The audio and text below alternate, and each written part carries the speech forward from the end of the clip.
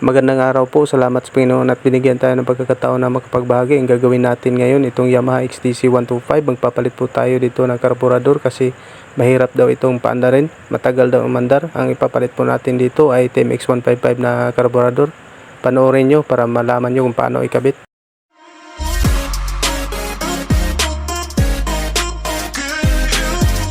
Unang-una mga kaworks, tanggalin natin tong kanyang throttle dito at kasama na yung kanyang cable, yung dalawang cable dyan.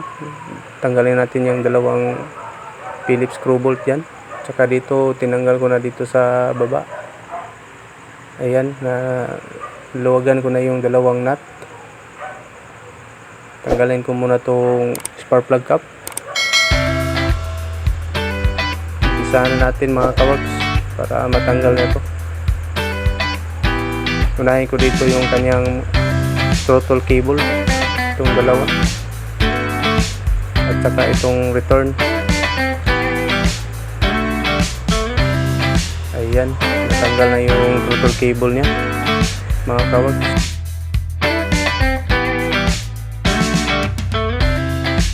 At tanggalin rin natin itong dalawang allen bolt dito na 6mm. Magkabilaan ito, meron din ito sa kabila mga kaworks. Ngayon lipat tayo dito sa kabila mga kaworks, dito sa ilalim meron ding 6mm na allen bolt dito.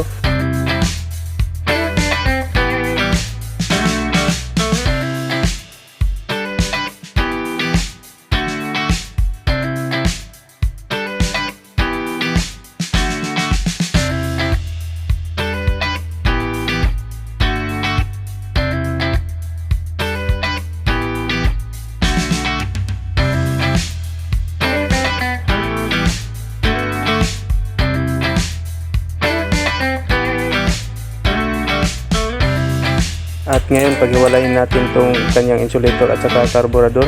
At ngayon tanggalin natin tong dalawang maliit na Phillips screw bolt dito sa kanyang throttle.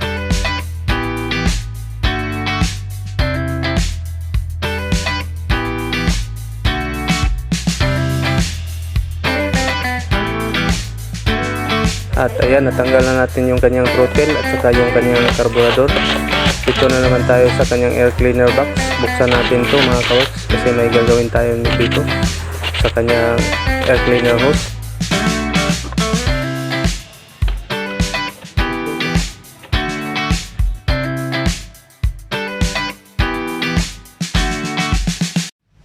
Ayan, ready na to para sa installation ng bagong carburetor.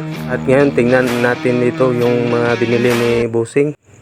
At ito yung intake manifold ng carburetor na TMX 155, alloy type, aluminum type ito. Dalawang uri kasi yung intake manifold, merong rubberized at saka yung itong aluminum type. Itong aluminum type ang gagamitin natin kasi saktong-sakto ito sa kanyang original na rubberized na insulator ng XTC sa kanyang butas ng manifold. At ito yung throttle pipe ng CT100 Badja. Ito yung gagamitin natin dito.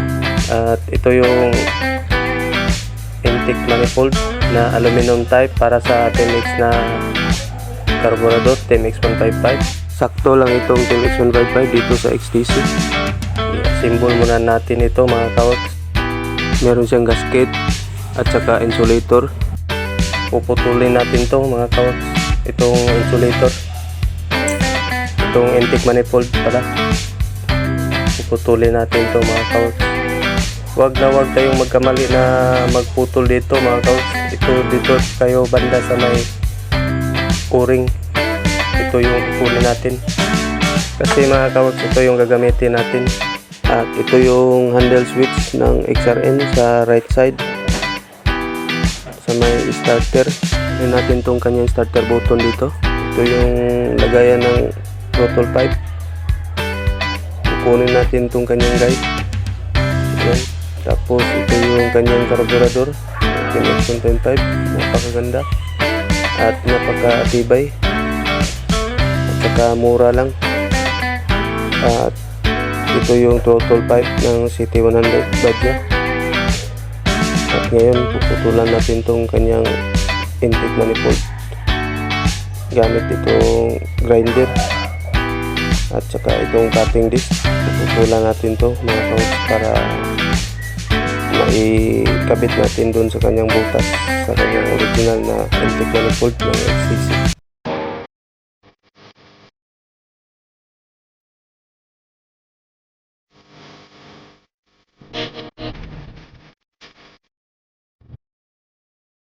Ayan, naputol na mga kawork. Linisin natin yung kanyang dulo. Okay na, may gagawin tayo nito. Ikakabit natin yung kanyang mga tornilyo. I-assemble ko muna to mga kaworks.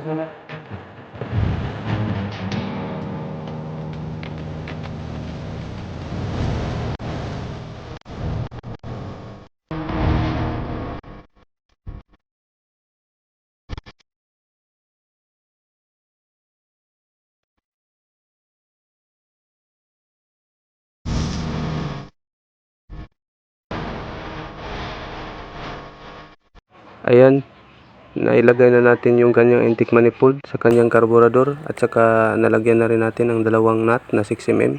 Naigpitan na rin. At ito yung kanyang cable. Lalagay natin dito sa kanyang handle switch. TMX 155 na throttle cable ang ginamit natin dito mga kaworks. At itong handle switch pang XRM.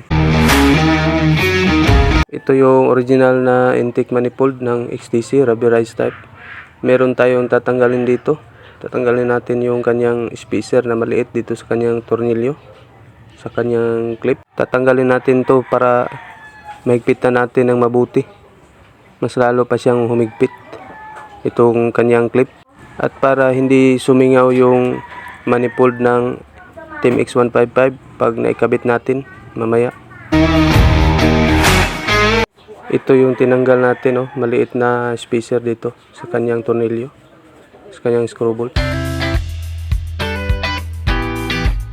At itong hiwa dito sa kanyang manifold, ito yung magsisilbing guide natin dito sa pagkabit natin ng manifold ng TMX 155. Dapat yung hiwa na yan katapat dyan sa kanyang tornilyo para magiging align siya. Ayan, oh. Ayan, dapat ganyan. Yan ang tamang posisyon niya para hindi tumagilid yung kanyang carburetor pag nailagay na natin yung manifold ng XTC. At saka hindi siya ma-disalign at hindi mag-overflow, kasi kapag na-disalign yung posisyon ng carburetor dito, mag-overflow siya kapag nagtatagilid.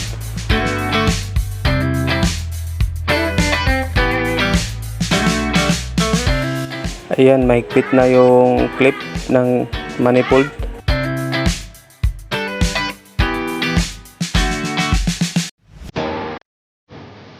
At ngayon ilagay natin yung Allen bolt dito sa kanyang manifold ng XTC. At saka dito, yung Allen bolt dito sa ilalim, ilalagay na natin.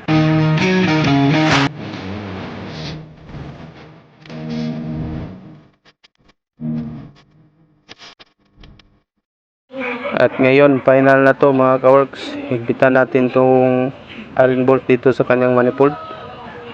At mamaya may gagawin tayo dito sa kanyang air cleaner hose. Kaya natin to tinanggal sa kanyang butas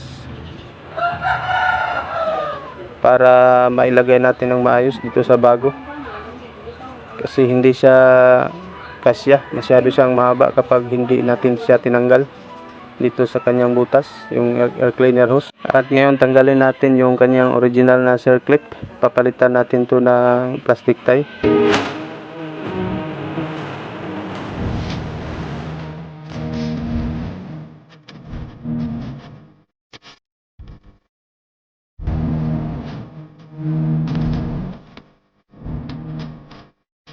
Ayan, nilagay na natin yung kanyang air cleaner hose. Napasok na natin sa kanyang butas. At ngayon ilagay na natin itong kanyang cable dito sa kanyang, ipasok natin dito sa kanyang steering crown dito sa may gilid. At ayan, nailagay na natin yung kanyang cable. Ngayon ikakabit na natin itong kanyang handle switch. Ilagay muna natin itong kanyang throttle pipe. At kaya ito yung ginamit natin, hindi quick throttle na mumurahin kasi maganda to, smooth to at malambot lang siya kapag piniga yung throttle na. Kasi yung quick throttle na mumurahin matigas pag pinipiga mo yun kanyang throttle. Hindi ka komportable sa long ride kasi mangangalay yung kamay mo. Hindi tulad dito sa XRM na handle switch at saka throttle pipe na badja at saka yung cable na MX. Maganda yung handling dito kasi malambot lang siya, smooth lang yung kanyang throttle pag piniga mo, hindi mangalay yung kamay mo. Kahit na masyadong malayo yung biyahe ninyo, komportable pa rin kayo.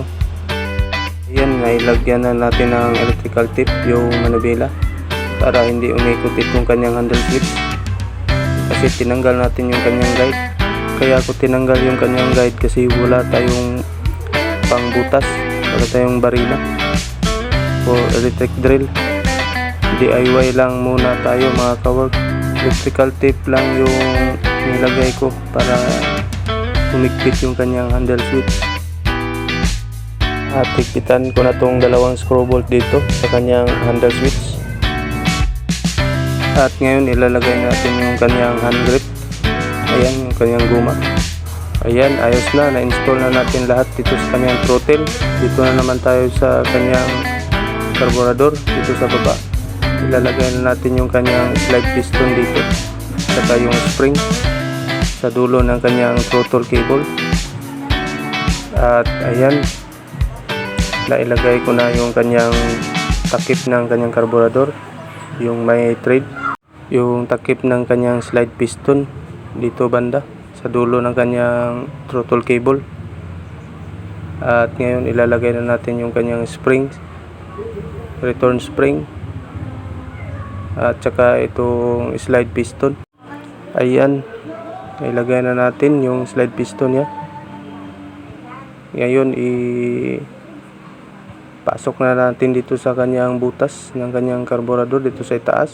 At habang inilalagay ko yung kanyang slide piston dito, pag-usapan muna natin mga kaworks kung bakit ito pinalitan ng may-ari itong kanyang original na carburetor.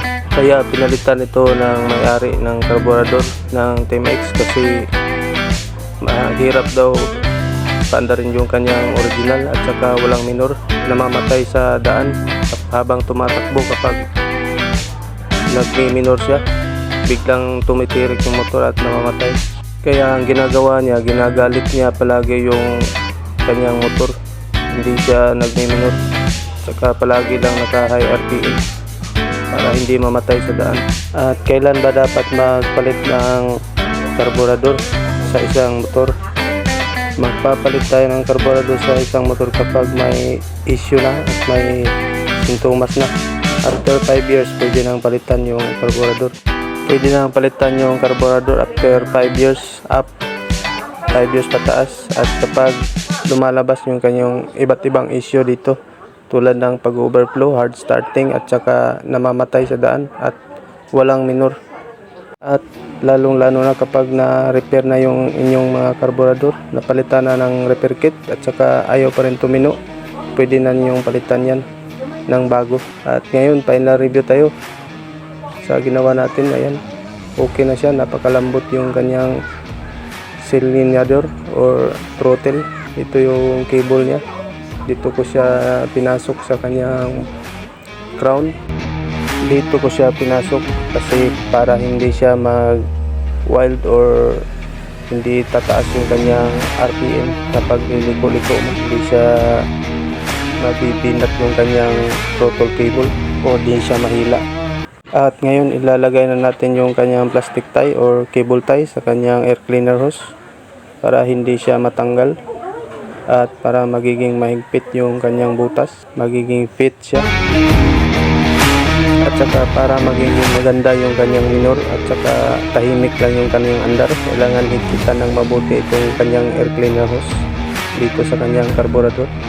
Ayan, nailagay na natin yung zip tie, yung cable tie o plastic tie, at saka nahigpitan na rin natin. At ngayon, i-testing natin to. Subukan natin, paanda rin mamaya.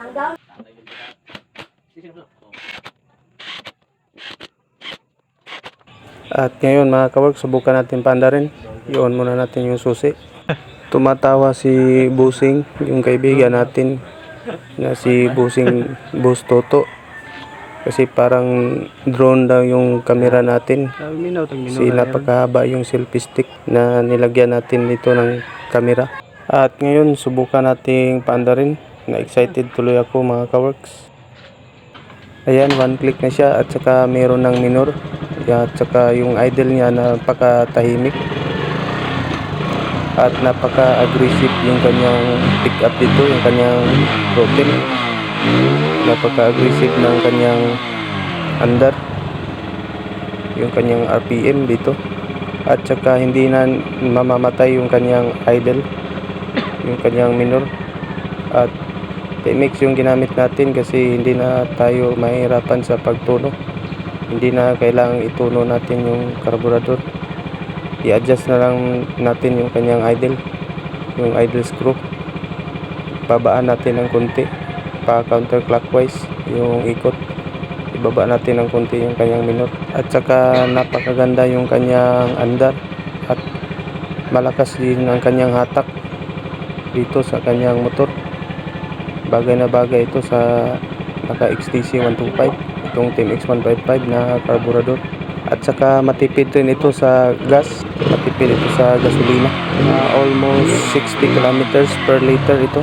Napakatipid ng kanyang fuel consumption at saka malayo na ang mararating mo sa 1 litro na gasolina. Almost 60 kilometers per liter. At saka malakas din ang kanyang hatak. Kaya hindi na masyadong mahirap ituno. Di tulad sa mga racing carb na kailangan mo pang ituno. Sakto lang yung TMX na carb dito kasi hindi pa siya nag-bore up. Hindi pa siya naglagay ng malaking piston.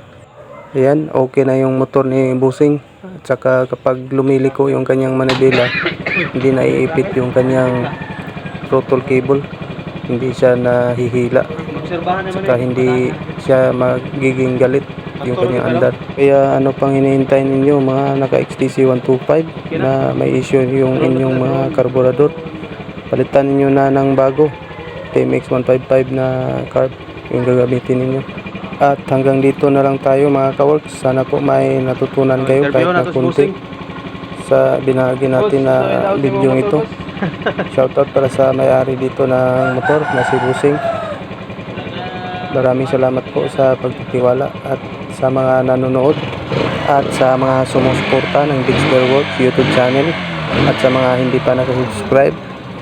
Sana mag-subscribe kayo at pagpalain po kayo ng Panginoon. Ride safe sa lahat. Peace. I'm out.